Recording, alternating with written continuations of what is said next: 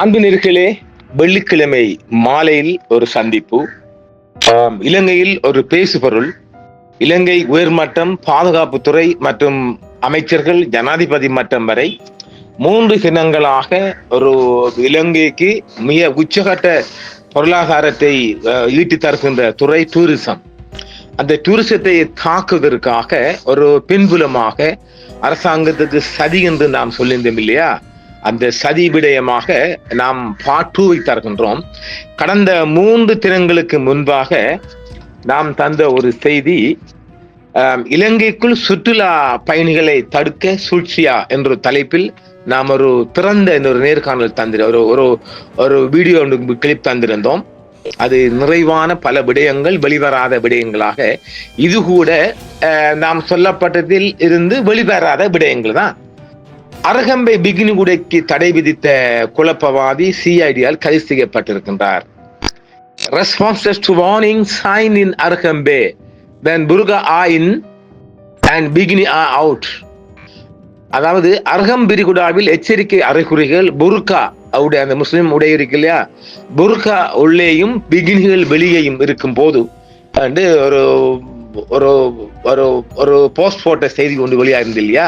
அதை நாம் அந்த நேர் அந்த அந்த அந்த அந்த அந்த வீடியோ கிளிப்புகள் நாங்கள் தந்திருந்தோம். நவீன யுகத்தில் பல அபத்தங்கள் செய்வது போல இது ஒரு சுவரட்டியுடன் தொடங்கியது. இன்ஸ்டாகிராமில் டிஜிட்டல் ஒட்டப்பட்டிருந்த கேள்விக்குரிய பலகை சத்தமாக, அதிகாரப்பூர்வமாக, எந்த விதமான முரண்பாடான அறிகுறியும் இல்லாமல் அரகம் விரிகுடாவில் பிகினியில் நடப்பது இப்போது கண்டிப்பாக தடை செய்யப்பட்டது என்று அறிவித்திருந்தார் ஒருவர். இலங்கை சுற்றுலா ஆணையமோ அல்லது உள்ளூர் காவல்துறையோ வெளியிடவில்லை. மாறாக நௌஷாட் அரகம்பே, இவர் ஒரு முஸ்லிம் நபர், அரகம்பே நௌஷாட், அல்லது அவரை நேரடி சொல்ல போனால் நௌஷாட் அரகம்பை நாம் அவர படங்கள் விடயங்கள் தமக்கு தர முடியாதா? அது போலீசார் தான் வெளியிட வேண்டும் இல்லையா? எனக்கு அது கிடைத்திருக்கு, நாங்கள் பார்த்து விட்டோம், அதை தர முடியாது. ஆனால் நீங்களாக தேடி எடுத்துக் கொள்ளுங்கள். நௌஷாட் அரகம்பே அடிச்சு தேடி எடுங்க. நாங்கள் இந்த செய்திகளுக்குள் எங்களுக்கு தருவதற்கான உத்தரவு வழங்கப்படவில்லை என்பதையும் நாம் உங்களுக்கு அறிய தருகின்றோம். அப்ப நௌஷாட் அரகம்பே அரகம் விரிகுடா என்ற பெயரில் ஒரு குறிப்பிட்ட பேஸ்புக் போராளி. அவர் 5400 லைக்ஸ் கொண்ட ஒரு போராளியான அவர். சமூக ஊடக பின்தொடர்பவர்கள் இப்போது அரசியலமைப்பை மீறுவதாக தெரிவதாக அரசாங்க அறிக்கை சொல்லுகின்றது. நௌஷாட் உத்தரவு இந்த வைரல் ஆகியுள்ளது. துரதிருஷ்டவசமாக ஒரு சுற்றுலா பயணியை விட வேகமாக உள்ளூர் அரட்டை குழுக்கள் மற்றும் கடற்கரை ஹவுஃபே, வாட்ஸ்அப் அப்படி என்று எல்லா இடமும் அது பரவித்தான் அரசாங்க உயர்மட்டத்துக்கு தட்டி இருக்குது. சுவரட்டையில் சட்டபூர்வ மேற்கோள் இல்லை, அரசாங்க முத்திரை இல்லை, ஒரு கண்ணியமான பரிந்துரை கூட இல்லை, ஒரு தெளிவான உத்தரவு இல்லை. அரகம் விரிகுடாவில் பிகினி உடைக்கு தடை இல்லை. இந்த நகரம் புதிய நிர்வாகத்தில் இருப்பதாக தெரிகிறது. அதன் பெயர் வகாபிசம் என்று முடிச்சு போட்டாச்சு. அதாவது இந்த முஸ்லிம் எதிர்ப்பாளிகள், அதாவது என்ன சொல்லுது, முஸ்லிம் எதிர்ப்புக்காரங்க, அவங்க கதை எடுத்துட்டாங்க. இது ஒரு வகாபிசம் என்று. இது வகாபிசம் ஒரு இளவும் இல்லை. இதுக்கு பின்னால் ஒரு சூழ்ச்சி, அதை சிஐடி பிடிக்க போகுது. அதை நாங்க தாரம். இந்த வளர்ச்சி அவ்வளவு அச்சுறுத்தலாக இல்லாவிட்டால் நகைப்புக்குரிய விடயமாக இருக்கலாம். வெலிகம பகுதியில் 2024 பிப்ரவரி மாதம் நடந்த ஒரு சம்பவத்தின் வீடியோ சமூக வலைத்தளங்களில் வைரலாக பரவியது. நாங்க சொல்லியிருந்தோம் இல்லையா? இதில் இலங்கையை சேர்ந்த ஒருவர் வெளிநாட்டு பயணி ஒருவர் தாக்குதல் நடத்தியதாக காணப்படுகிறது. இது தொடர்பாக காவல்துறையும் விளக்கம் தந்திருந்தது. பாதிக்கப்பட்ட நபர் பிலிப்பீன்ஸ் நாட்டை சேர்ந்தவர் ஆவார். அது வேறக்குரிய விசாரணை போய்கொண்டிருக்கு இல்லையா? அது வந்துட்டு பெலோனா கடற்கரையில் உள்ள ஒரு சர்ஃபிங் பயிற்சி மையத்தில் ஒரு பிலிப்பீன்காரர் ஒருவரை தாக்கிய சம்பவத்தில் பழைய செய்தி ஒன்றை போட்டிருக்கிறார். இந்த சம்பவத்தில் 24 வயதுடைய பெரும்பான்மை வாலிபர் கைது செய்யப்பட்டார். இப்போது ஒரு முஸ்லிம் நபர் கைது செய்யப்பட்டிருக்கின்றார். இதுதான் வித்தியாசம். அப்ப அரகம்பை என்பது நாங்க சொல்லியிருந்தோம் இல்லை, அரகம்பையில கடைசி வரைக்கும் அங்க ஒரு குழப்பத்தை ஏற்படுத்த எந்த ஒரு மகனும் இல்லை. இது உள்சதி மூலம் மாத்திரம் தான் செய்யலாம். ஏன்னால் இப்ப சீசன் மே மாசம் ஆரம்பிச்சுது. ஏப்ரல் மேயிலே, பசுமை மேயிலே, காஞ்சி போச்சிலே பாட்டு இருக்குல்ல இளையராஜார, அது மாதிரி உச்சகட்ட வெயில் அம்பாரமாடம் பிச்சு கொடுங்குது. இந்த வெயிலுக்கு தான் வெள்ளைகள் வருங்கள், அதுகள் பிகினுடைய எல்லாம் வருங்கள், அதுகள் வர நோக்கமே அதுதான். அப்ப இந்த டூரிசத்தை நாங்க சொல்லியிருந்தோமே, இலங்கைக்கு மிக அதிகமான டூரிசம் என்று வருகின்ற போது அம்பாறை மாவட்டத்தில் அரகம்பை தான் மிக அதிக அளவிலான வருமானத்தை ஈட்டி கொடுக்கிற ஒரு இடம். அது மிக அதிக டூரிசத்துல மாத்திரம் தான் சொல்றோம். அப்ப அந்த சீசன் 5 மாசம் இருக்கும். மே இருந்து அக்டோபர் ஃபர்ஸ்ட் வீக் வரையும் இருக்கும். மழை ஆரம்பிச்சோடனே கிளம்பிடுவாங்க அவங்க. 5 மாசம் 4.5 மாசம் 5 மாசம் அது ஃபுல் பேமெண்டோட இருப்பாங்க. நல்ல வருமானம், சும்மா களை கட்டும். உள்ளூர்காரங்களுக்கு எல்லாம் இடம் கிடைக்கிற கஷ்டம். எல்லாமே டாலர்ல புக் பண்ணி வருவாங்க. ஒரு ரூமுக்கு $30 to $40 சார்ஜ் பண்ணுவாங்க. அப்படி ஒரு வருமானம் ஈட்டி தர துறையை யாருமே இதை கெடுத்து கொள்ள மாட்டாங்க என்பதை நாங்க மீண்டும் மீண்டும் சொல்லித்தாரோம். இப்பொழுது இந்த முஸ்லிம் நபர் இருக்கார் இல்லையா, இவர் பற்றி சிஐடி பல வகையான அறிக்கை எடுத்துக்கிறாங்க. நாம் ஓரளவு சொல்லக்கூடிய மட்டும் சொல்லுவோமா? வெளிநாட்டு சுற்றுலா பயணிகளின் புகார்களுக்கு, குறிப்பாக சமூக வலைத்தளங்கள் மூலம் வெளிப்படுத்தப்படும் புகார்கள் உடனடியாக நடவடிக்கை எடுக்க காவல்துறை சொல்லிட்டு, என்றாலும் அந்த நாட்டுக்கு ஒரு டேமேஜ் பண்ண, அந்த ஆட்சிக்கு டேமேஜ் ஆக நாட்டுற பிம்பத்தை கெடுக்கும் செயல் என்றுதான் காவல்துறை கணக்கெடுத்திருக்கு. அதான் உண்மையும். மேலும் இலங்கையின் புகழுக்கு களங்கம் ஏற்படுத்தும் வகையில் வேண்டுமென்றே பழைய வீடியோக்களை பரப்புவதற்கு எதிராக சட்ட நடவடிக்கை எடுக்கப்படும் என்று காவல்துறை கண்காணிப்பாளர் சொல்லிட்டாங்க. இலங்கையின் சுற்றுலாத்துறை தொற்று நோய் மற்றும் பல தசாப்த கால பொருளாதார தவறான நிர்வாகத்தை ஆட்சியிலிருந்து மீண்டு வருகிறது. தெற்கு மற்றும் மேற்கு கரையோர நகரங்கள் வருடாந்திர பருவமழை உறக்கத்தின் நுழைவதால் கிழக்கு மாகாணம், குறிப்பாக அரகம்பிரிகுடா இப்போது அடுத்த 5 மாதங்களுக்கு சுற்றுலா வருவாயின் உச்ச இடத்தை தக்க வைக்க போகின்றது. ஒருவர் கேட்க தூண்டப்படுகிறார், இது உள்ளூர் மதிப்புகளை அமல்படுத்துவதற்கான தவறான முயற்சியா, அல்லது இது இருண்ட ஏதாவது ஒன்றா? ஏப்ரல் 2019 இலங்கை கடற்கரைகளை போர்க்களமாக மாற்றி அதே சித்தாந்த கோட்பாட்டில் உயர்ந்து செல்லும் நீட்டிப்பா என்ற சந்தேகத்தின் அடிப்படையில் அரசின் உயர்மட்டத்தில் நேற்று முதல் ஆராயப்பட்டு வருகின்றது. இப்போது 2025 ஆண்டில் குண்டுகளால் அல்ல, சுவரட்டிகள் மற்றும் ஹேஷ்டேக்குகளால் மென்மையான அமைதியான தீவிரவாதத்தை நாம் எதிர்கொள்கிறோம். பொத்துவிலில் உள்ள ஒரு சுற்றுலா நிறுவனர் நகைச்சுவையாக கூறியது போல், இது ஒரு கலாச்சார தற்கொலை குண்டுவெடிப்பு என்று உளவு அறிக்கை அரசின் உயர்மட்டத்தில் நேற்று மாலை அறிக்கை சமர்ப்பிக்கப்பட்டு விட்டது. அப்ப நல்லா தெளிவா வழங்கிக் கொள்ளுங்க. இது திட்டமிட்ட சதிக்குள்ளான் வருகிறது. இதைத்தான் நாம் தெளிவாக சொல்லிவிட்டோம். கடந்த 3 தினக்குள் நாங்கள் தந்த அந்த விடயங்களின் ஆரம்ப காட்டை நீங்கள் தெளிவாக போட்டு காட்டுறோம் பாருங்க. தெளிவாக இருக்கட்டும். அரகம்பிரிகுடா கந்தஹார் அல்ல, இது ஒரு உலகளாவிய அச்சுறுத்தலுக்கு இடமாகும். இங்கு ஆஸ்திரேலியர்கள் பீர் குடிக்கவும் நீண்ட பலகையில் இருந்து விழவும் வருகிறார்கள். ஜெர்மனிகள் மேலாடையின்றி தியானம் செய்ய வருகிறார்கள். பிரெஞ்சுக்காரர்கள் பெரும்பாலும் புகைப்பிடிப்பார்கள். இது சித்தாந்தத்தின் காரணமாக அல்ல, மாறாக போருக்கு பிந்திய இலங்கையின் சகிப்புத்தன்மையும் வர்த்தகமும் இணைந்து வாழக்கூடிய சில இடங்களில் ஒன்றாக இருந்ததால் செழித்து வளர்ந்துள்ளது. இதுவரை வஹாபி லைட்ஸ் இப்போது போஸ்டர் வடிவத்தில் கிடைத்திருக்கிறது. அதாவது இந்த வகாபிசம் தான் சிங்கள பெரும்பான்மையில் இருக்கிறவங்க பெருமளவா சொல்றாங்க. இது வகாபிசமே கிடையாது. அதான் நாங்க சொல்றோமே, இந்த பிகினி தடை டிஜிட்டல் தூய்மைவாதத்தின் தனிமைப்படுத்தப்பட்ட செயல் அல்ல. இது கிழக்கு மாகாணம் முழுவதும் மட்டக்களப்பு முதல் கல்முனை வரை, அரகம்பிரிகுடாவின் அலைச்சாருக்கு புகலிடங்கள் வரை பரவியுள்ள சுகமாக விதிக்கப்பட்ட ஒழுக்கல் காவல்துறையின் வளர்ந்து வரும் போக்கின் ஒரு பகுதியாகும். ஏற்கனவே பல முஸ்லிம் நகரங்களில் சிகரெட் விற்பனை மற்றும் பொது மது அருந்துதல் மீதான தடைகள் நடைமுறையில் உள்ளன. சில பகுதிகளில் இசை கிட்டத்தட்ட அமைதியாகிவிட்டது. மேலும் சகாக்களின் அழுத்தம் மற்றும் மோசமாக மறைக்கப்பட்ட அச்சுறுத்தல்கள் ஆகியவற்றின் கலவையின் மூலம் பெண்களின் ஆடை கட்டுப்பாடுகள் முறைசாரா முறையில் அமல்படுத்தப்பட்டன்னு சொல்றாங்க. எனக்குண்டா இப்படி ஒரு சிக்கு குடிக்க கூட அப்படின்றலாம் கட்டுப்பாடை நான் கேள்விப்படல. ஆனால் இது சிங்கள உயர்மட்டத்தில் இப்படி எல்லாம் கலந்து பார்க்கறாங்க, அலசி பார்க்கறாங்க. இது வெளிவர நாங்கள் தரம் கொண்டிருக்கிறோம். அரசின் மௌனம் காதை கெடுக்கும் வகையில் உள்ளது. அடுத்தடுத்த அரசாங்கங்கள் நீலம் மற்றும் சிவப்பு இரண்டும் கிழக்கில் வகாபி விதிமுறைகளின் தொடர்ச்சியான அத்துமுறலை பெரும்பாலும் கண்டுகொள்ளவில்லை. ஏனெனில் மத உணர்வுகளை புண்படுத்தும் என்ற அச்சத்தில். ஆனால் என்ன விலை என்று சிங்கள ஊடகங்கள் கருத்து வெளியிட்டு, அதாவது கடந்த நீல அரசாங்கமும் சிவப்பு அரசாங்கமும் இது உங்களுக்கு ஒன்றும் பண்ணல, எனவே ஜேவிபி அரசு கண்டிப்பான நடவடிக்கை எடுக்கணும் என்று ஆழமாக அவங்க கருத்துக்களை வெளியிட்டு ஆசிரியர் தலையங்கம் எல்லாம் எழுதியிருக்கிறார்கள்.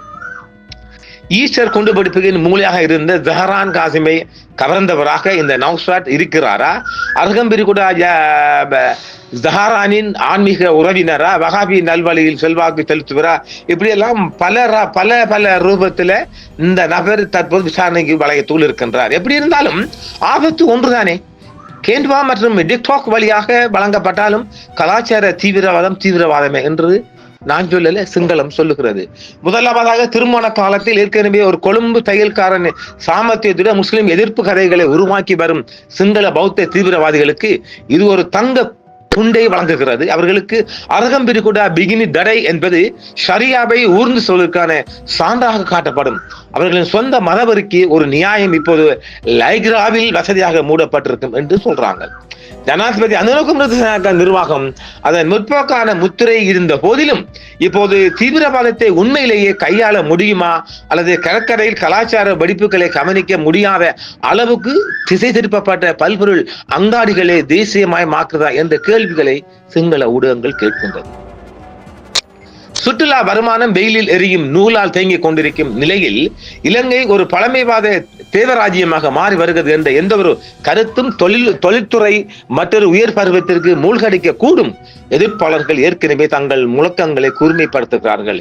மிகவும் ஆபத்தாகவும் இது உள் வகாபி ஒருங்கிணைப்பை செயல்படுத்துகிறது.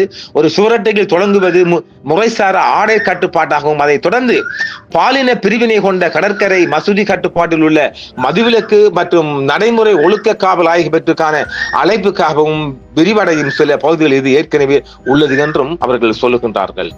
இலங்கை அரசு வழக்கமான பாணியில் மத சுதந்திரத்துக்காகவும் பொருளாதார உயிர்வாழ்வுக்காகவும் களமிறங்கும் ஒரு நிரந்தர கிரிக்கெட் விளையாட்டில் சிக்கி தவிக்கிறது. ஆனால் இது சமநிலையை கோரும் சூழ்நிலை அல்ல. இதற்கு முதுகெலும்பு தேவை. நல்லா பார்த்துக்கொள்ளுங்க. இது சிங்களம் சொல்லுது. ஒழுங்குமுறை அதிகாரிகள் அனைத்து வகையான அதிகாரபூர்வமற்ற தார்மீக சட்டங்களுக்கும் எதிரான தெளிவான மற்றும் பொது நிலைப்பாட்டை எடுக்க வேண்டும். இறுக்கமான சட்டங்களை கொண்டு வரும் சொல்றாங்க. அது உண்மைதான். ஏன்டா அவங்க கையை கால வச்சு சும்மாவே இருக்க மாட்டேங்களாடா? நீங்க என்னடா பேஸ்புக், இதெல்லாம் பேஸ்புக் போராளிகள். மிதவாத முஸ்லிம் குரல்கள் எழுந்து நின்று எங்கள் பெயரில் இல்லை என்று அறிக்கை இது ஒரு முக்கிய வாய்ப்பை வழங்குகிறது. இதை யாராவது நாங்க முஸ்லிம் அமைப்புகள் நாம் சொன்னவே இந்த புறைவாகிற சங்கம் ஈச்சமாக கொடுக்குற சங்கம் எல்லாம் இருக்குல்ல, அவங்க சொல்லணும். வாய் சுரக்கலையா அவங்க? அதான் சொல்றாங்க சிங்களம். கிழக்கில் வகாபிசம் கட்டுப்பாடுத்தப்படாவிட்டால் அது விரைவில் சமூக கட்டமைப்பில் ஆதிக்கம் செலுத்தும். இறக்குமதி செய்யப்பட்ட சவுதி கடின தன்மைக்கு ஆதரவாக பல தூண்டுகளாக ஒத்திசையான இஸ்லாமிய பாரம்பரியத்தை அழித்துவிடும். உண்மைதான் நம்மளா? ஒரு பௌத்த நாடு இருந்து கொண்டு நீங்க எதுக்குற அவங்களுக்கு இதெல்லாம்? பேஸ்புக் பெரிய ஊடகக்காரங்க. பேஸ்புக்ல எழுத தெரிஞ்சா ஊடகக்காரங்க இதெல்லாம் பிடிச்சி உள்ள போட்டு கொத்தணும் இல்லை என்ன கேட்டா எதுக்குற கைய கலை சும்மா இருங்களண்டா பரதேசிகளா. இலங்கை இப்போது எந்த வகையான சுற்றுலா தலமாக இருக்க விரும்புகிறது என்பதை தீர்மானிக்க வேண்டும். சொல்ல தெரிதானே. பயணிகள் நட்சத்திரங்களுக்கு கீழே சாராயம் பருகக்கூடிய இடமா அல்லது தோள்களை காட்டிருக்க அபராதம் விதிக்கப்படும் இடமா? பொருளாதாரத்தை மீட்டெடுக்க முயற்சிக்கிறோமா அல்லது சந்தேகத்துக்கு இடமில்லாத ஆஸ்திரேலியர்கள் மீது கலாச்சார பரிசோதனைகளை மேற்கொள்கிறோமா?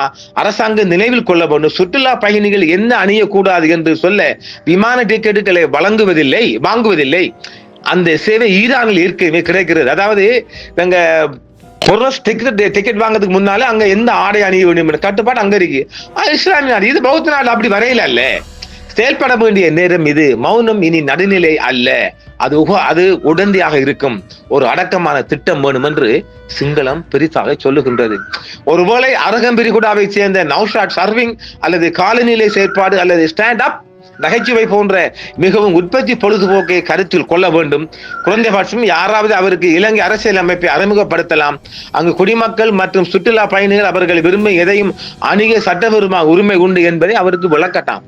அவருக்கு ஒரு விளக்கம் மட்டும் கொடுக்க சொல்லுவாங்க. அவர் பிடிவாதமா இருந்தால் அவர் தனது சொந்த கடலோர கலிபாவை உருவாக்க பரிந்துரைக்கிறோம். அது தனியாக எதையும் செய்யலாம். ஒருவேளை மக்கள் வசிக்க ஒரு தீவை தெரிவு செஞ்சு அவர் போகலாம். ஆடை கட்டுப்பாடுகள் மற்றும் ஒழுக்க சட்டங்களை முழு ஆர்வத்துடன் மாற்றும் சுற்றுலா பயணிகள் இல்லாமல் அமல்படுத்த முடியும்.